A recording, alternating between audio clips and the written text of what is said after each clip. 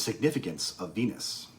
So the first 80 or so pages written by Desmond Leslie in The Flying Saucers Have Landed contains what appears to be hundreds of reports of UFO sightings spanning hundreds of years, up to the 1950s. What was fascinating about his research was that he highlighted reports of anomalous activity seen by observatories in the vicinity of both Mars and Venus. I was unaware of these types of reports and found them very intriguing. These are some examples. 1868, a shaft of light was seen to leave Venus on 15th of March. Something similar seen by Webb on April 6th. 1868, June 8th, Radcliffe Observatory, Oxford. Observers see a luminous object that moves in the sky, halts, changes course to westward, then to south, then makes off to the north after 4 minutes observation. Venus near to Earth. Blazing red spot seen on Venus. 1884, February 7th, Brussels Observatory. Extremely bright point of light on planet Venus. 9 days later, it moves out from the planet. 1895, May 6th, Venus again. Dazzling bright spot on planet's disk. August 13th, Professor Bernard sees that spot has moved out from Venus and is traveling away in space. Astral Venus.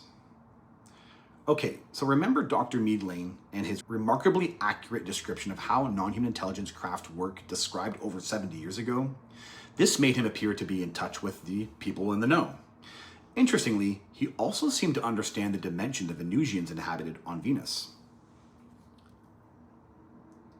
Dr. Lane and his fellow scientists dwell at some length on the probability that life on Venus takes place on a higher octave of matter than on Earth. In other words, at a higher vibratory rate, and that by reducing this vibration to the rate of that of earthly gases, liquids, and solids, the Venusians are able to appear here in solid or semi-solid forms as they will. The joy I get in doing these deep dives into my contact events is the entities, the leader and or the elder, sharing more information with me in telepathy. At one point, the leader explained very briefly where the city on Venus was located, and what he described fits into other concepts that they have shared with me previously. From his perspective, planets are oceans of electromagnetic fields. The analogy of an ocean is interesting because it was used with the ocean of the mind. It's interesting how the ocean analogy keeps being used here. And so, through an electromagnetic field spanning the breadth of a planet, from its surface to its upper atmosphere, there can be slips or holes that open up to other thinner spaces. By going through the slip, a pocket or dimensional space will reside with that frequency. This is where the city on Venus that I visited is located. Now, this whole idea is consistent with the shadow realm that I witnessed was the origin of the gray aliens. It had something to do with the atmosphere. They come through the atmosphere, through slips or holes in the ocean of the Earth's electromagnetic field, though puncturing through to another astral plane. And so, it seems the occupation of Venus by humanoid-looking aliens is occurring in this thinner frequency, which we would refer to as the astral plane. In Frank Strange's Stranger at the Pentagon, Valiant Thor displayed bilocated astral projection.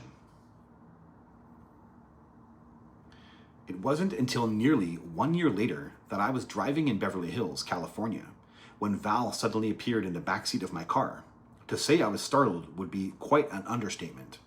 I stopped the car and he got into the passenger seat in front, and our second meeting began. Meetings such as this would continue for the next several years. I would be driving along and there he would be, standing on a street corner, crossing the street in front of my car. Witnessing or participating in these experiences helps us expand our own self-perception. As I mentioned, being aware of my bilocated form during the 8th contact event has given me a deeper understanding of my own potential to bilocate. Both Adamski's Venusians and Newland's entities from Haven encouraged that we can put our bodies into states of consciousness that allow us to be on other planets, just like I experienced. Earthman could go anywhere in the universe without discomfort. Indeed, this will be his natural heritage once he attains an understanding of himself and realizes the great adaptability of his form. inside the flying saucers. Another aspect of which, as yet you have no conception, is that the body of any human being can be as comfortable on one planet as on another. The Venusians. So Valiant Thor had a similar appearance to my own Venusian, not blonde hair, but brown hair and brown eyes. I was on guard for fakes and frauds. In walked a man about 6 feet tall, perhaps 185 pounds, brown wavy hair, brown eyes. His complexion appeared normal and slightly tanned. As I approached him and he looked at me, it was as though he looked straight through me. With a warm smile and extending his hand, he greeted me by name. Adamski paints the Venusian presence as feeling like they were spiritually wise, not unsimilar to my own experience. The beauty of his form surpassed anything I had ever seen, and the pleasantness of his face freed me of all thought of my personal self. I felt like a little child in the presence of one with great wisdom and much love, and I became very humble within myself. For from him was radiating a feeling of infinite understanding and kindness with supreme humility. I also couldn't believe Adamski immediately felt like the Venusians were friends, just like me. I felt not only a strong confidence in these new friends, but an overwhelming sense that they were not actually strangers to one another.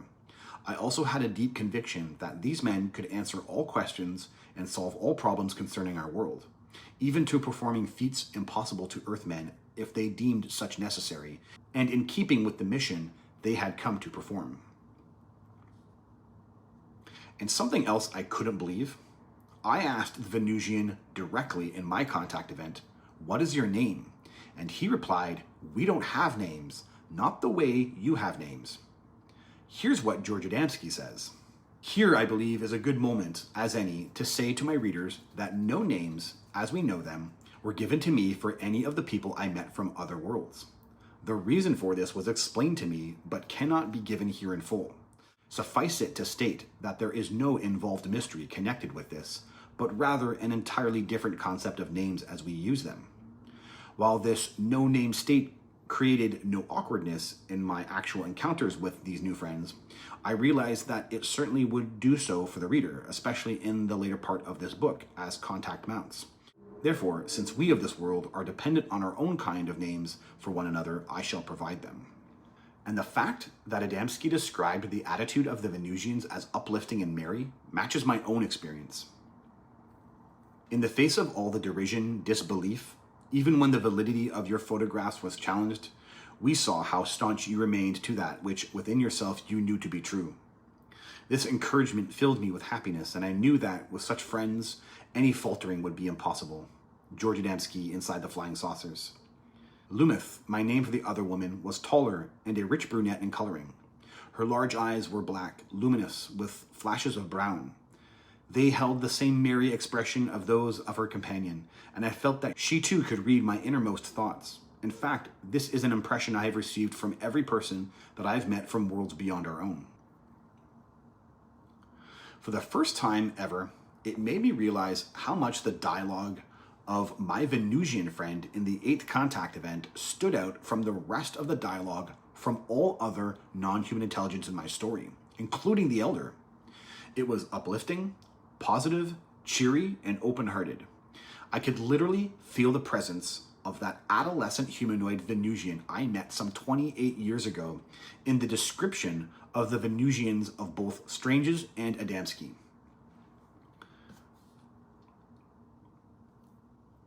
The Deva state.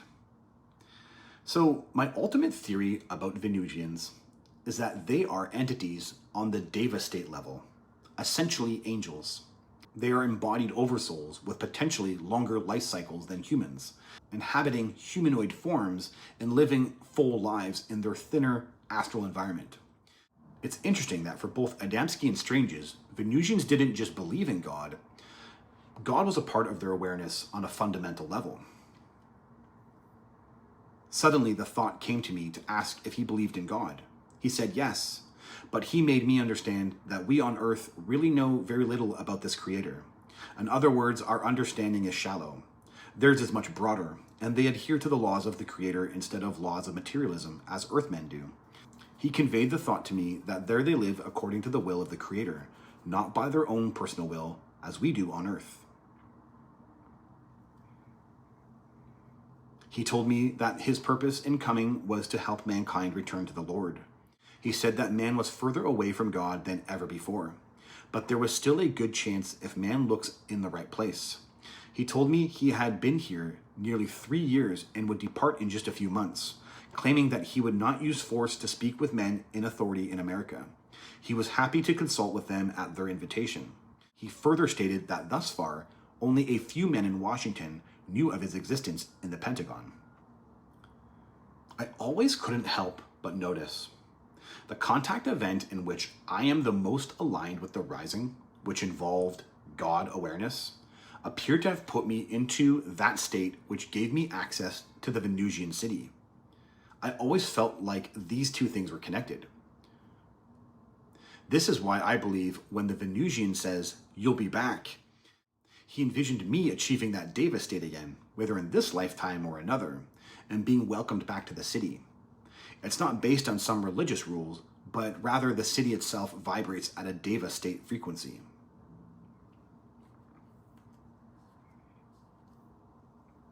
The city on Venus.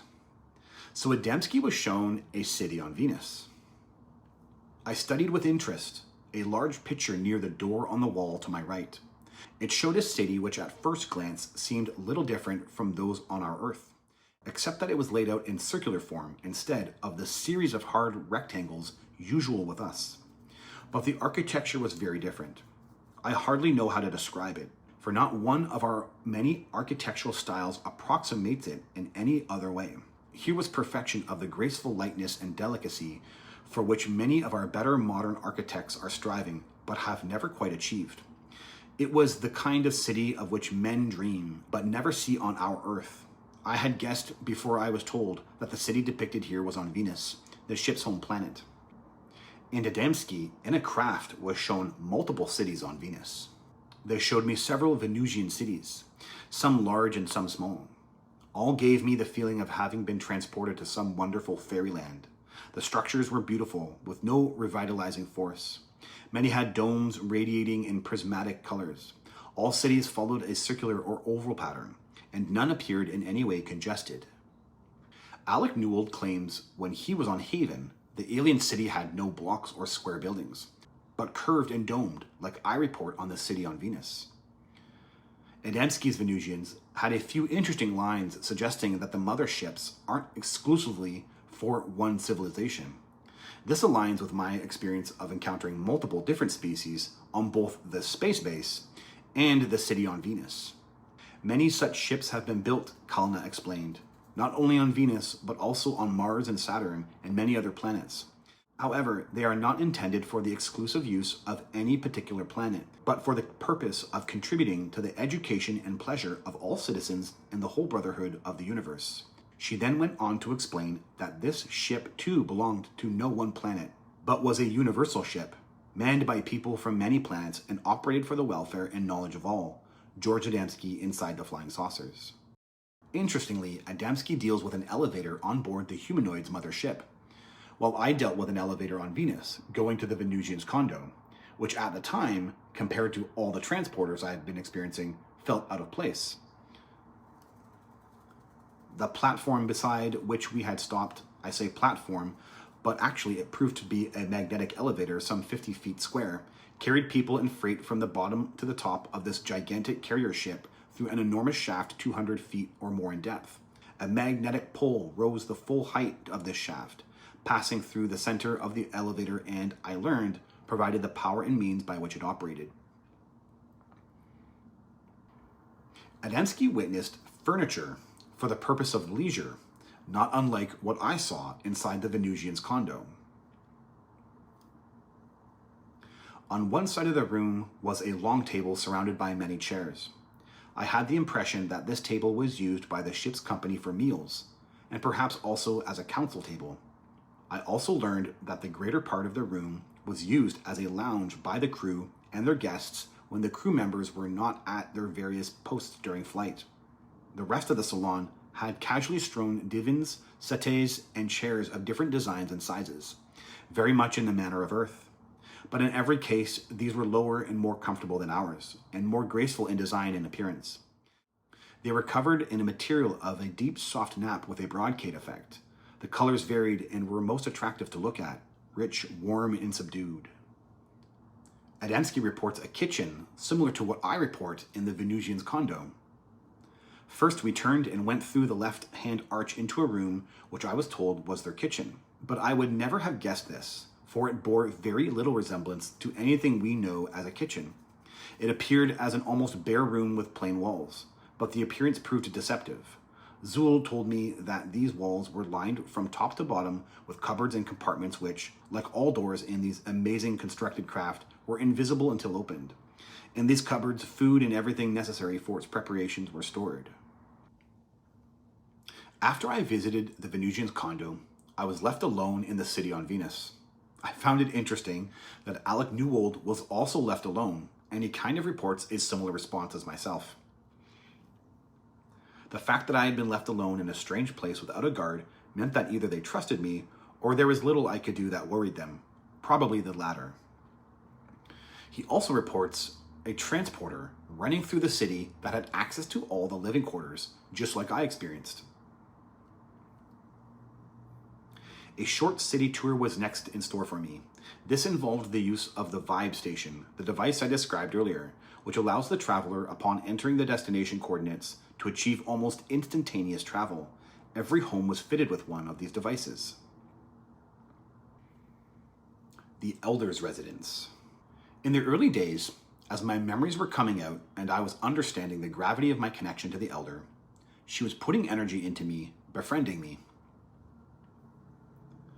In this video, I mentioned some of these conversations when the Elder explained that she also uses the washroom and deals with waste just like I do. She even showed me an image of her wiping something off of her arms. Well, around that time, she shared some details about her residence in the tower on Venus. She explained to me the layout of the building, having 3 homes on each floor, a central transporter pillar running up the center to service each room in the tower, and the tower itself is made of wood. No joke. I don't profess to understand it, but the environment is alive, and whatever material it's made of is some kind of organic organism. Not that it looks like wood, but something along the lines of its composition is similar to earthwood. Interestingly, this is how Alec Newold describes the buildings on Haven, that they were alive, organic, and that they were grown. So that's just an interesting connection. What I also thought was interesting is here in the Elder's Residence on Venus, and on the space base in my 23rd contact event, I'm given water as a sign of hospitality. This is exactly what Adamski experiences. While Orthon was talking, Lumith had unobtrusively gone out of the room. Now she returned with a tray on which were goblets holding what proved to be the same refreshing drink I have described before. And Adamski describes sweet water like I do in the 23rd contact event on the space base.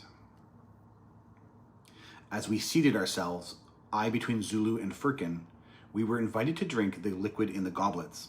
Although as clear in appearance as our purest water, the flavor was similar to natural apricot juice, sweet and slightly heavy, entirely delicious. Oddly enough, just as I was leaving the Elder's Residence, I turned around to absorb the moment one last time. So does Adamski. As we reached the door leading out into the control room, I paused to look back that I might again imprint on my mind every detail of this lovely room, my friends and, above all, the radiant portrait of ageless life. So, did I really go to Venus? So never mind the staggering amount of cooperations between my report of going to Venus with other accounts of those who have interacted with Venusians or visited alien cities.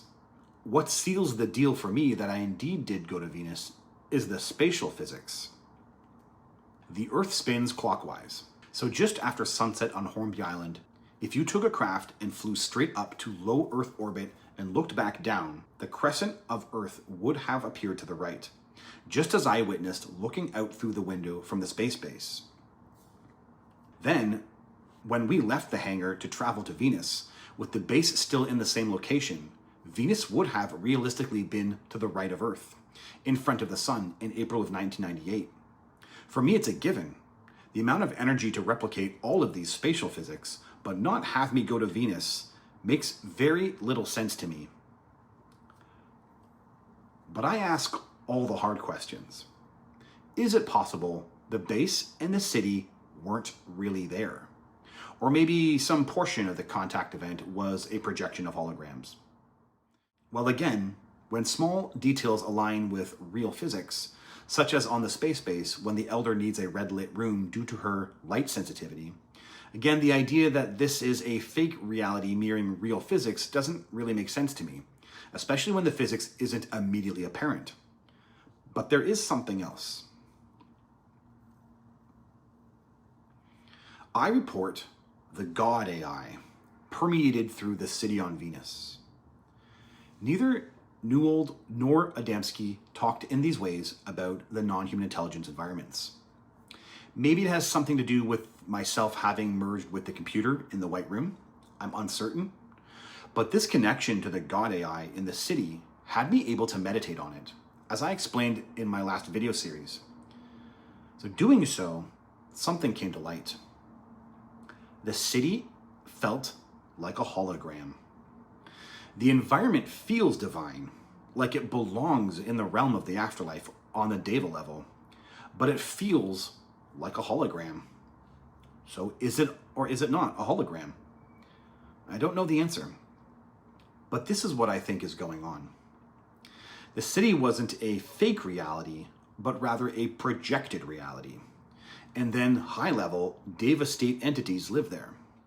And I still believe, as a projection, that details like the Elder's Tower being made of wood is still real. It's just not materialized in the manner that we think. So it exists, but not in the way we understand it in our dense human world, such as how we would create a city by means of construction materials. Instead, it exists as a projection, enabling everything to manifest. A projection of the AI in this astral dimension. How could this be? Just as the leader said, what is real? The entire universe is a hologram, even the world around us right now. So I believe this city is simply a conscious projection. Yeah, that's the best I got.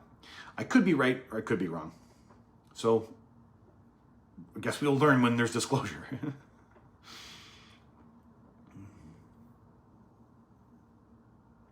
Now I want to talk a bit about the imprints left at the time from this contact event, as I have fascinating new insights.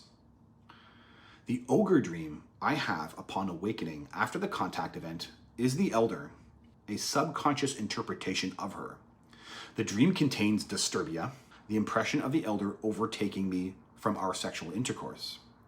But because it happened to my astral body and not my physical body, there is no sense of physically being overtaken, just a disturbing impression that I now felt is better described as being psychically overtaken. And at the time, even though it's disturbing, I theorize this was a spirit guide, but I couldn't make sense of how it was connected to the chain of events that night. Like when I say out loud, they were here, was I referring to this being in the dream, or was this being something else peripheral to that event? I now also fully understand the nature of the disturbia in the dream. In the contact event, I'm an astral body that had sexual intercourse. I'm then returned to my physical body that is repressing or withholding sexual activity morally. One message to withhold sexual activity, the other is engaging with it. My subconscious can't reconcile these conflicting messages, and it's disturbing to me. So what's with my subconscious interpreting the Elder as an ogre? So here's something really fascinating. Because of my connection with her, I know her genealogy includes gnome. Yes, gnome. I don't fully understand it, but if you were to look at her genetic heritage spanning hundreds of years, or the equivalents for us, what might be 4 or 5 generations ago, you'll find gnome. I don't really know what that means, but I subconsciously picked it up during my contact events, and it's expressed in the dream. So she has a gnome in her, and when she's portrayed as overpowering me or towering over me, she's depicted as an ogre. And then there's the woman on the beach. I woke up in my tent after the contact event, dreaming about the elder and saying, they were here. I then got out of my tent to find a mysterious woman standing close by. So here's the big reveal. In the present, the elder communicated telepathically, telling me the woman on the beach wasn't actually present, just a projection in my mind. However, I know exactly who she was. She was the mother of the adolescent Venusian. She had the same hair, same dress, and same figure. Now look at this interesting mother connection. During the fourth contact event, an idea is implanted into me to separate emotionally from my mother. During the rising, I experience a pronounced subconscious desire to separate from my mother, as if I want to leave the nest. While traveling, I had a traumatic dream where I couldn't love my mother. And then during the eighth contact event, I encounter a humanoid alien who is like me, an adolescent. We visit his home where he lives with his mother. Then in the elder's residence, she was exuding a protective mother-hen type vibration. Upon waking, I dream about the elder, who is quote unquote the mother. Then on the beach, I see a mother from the contact event. I now know all of this is designed to create a psychological pull, a connection that I am unable to grasp. It's forged during the contact events, but afterward, the 20-year-old feels a sense of depth he doesn't understand. This creates a feeling of awe, wonder, and longing.